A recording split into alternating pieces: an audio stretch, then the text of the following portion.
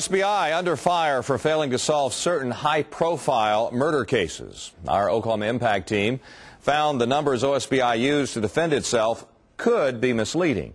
We were told that 89% of homicides have been cleared since 2005. That does not mean 89% of murders have been solved. I think what we're doing here is semantical a little bit, solved versus cleared. Right. It may not be solved, but it is cleared. The Impact team asked OSBI for the number of arrests made in those homicides. It could only provide us with those statistics for 2009. 32 arrests were made in those 45 cases.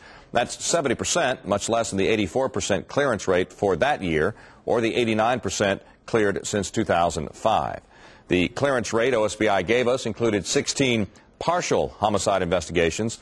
That means the OSBI could have done as little as one interview and counted it as a cleared case.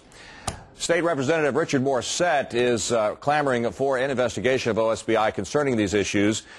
We have heard from Representative Morissette this morning. State Senator Steve Russell joins us this morning. He's vice chair of the Senate Public Safety Committee.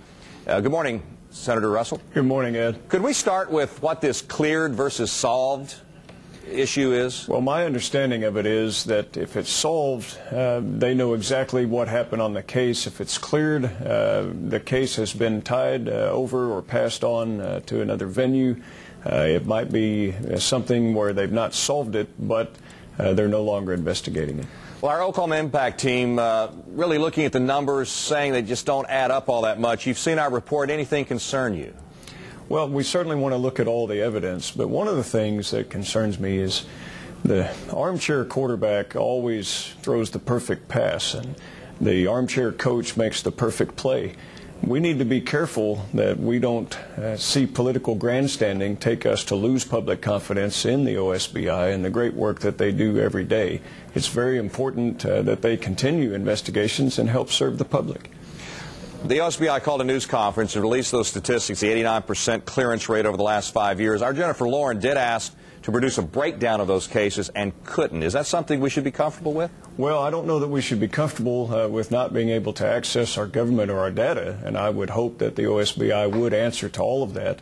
But by the same token, I think we have to remember that for every case that is not solved, there are 3 or 4 that are, and we can't lose sight of that. You don't want us to lose confidence in the OSBI. What steps should be taken now that are fair and would be a benefit to all of us here in Oklahoma? Well, I think that we have a right to know what is developing on high-profile cases, and at the same time, we need to give breathing room to the OSBI to answer a barrage of things. They're not generally equipped to handle a lot of the political grandstanding or things that come their way because they're very focused on law enforcement and investigations. And so there probably needs to be a little bit of give and take, and we'll certainly take that approach in the Public Safety Committee and the Senate. As the OSBI told our Oklahoma Impact team, it gets the toughest cases. There are some very high-profile murder cases out there, the murders in Walika, the 2 young girls, the pastor in Anadarko. Is there concern at the state capitol that these cases remain unsolved and uncleared? Well, there is, but we do have to remember that the OSBI is called in at request of other agencies that cannot solve things, so they do get tough cases. And just this month, we've seen a very high-profile case that was 18 years old that was solved. So that shows you the commitment level that we do see there, that they will not let any lead go unfollowed, and they're not going to quit just because a case is tough.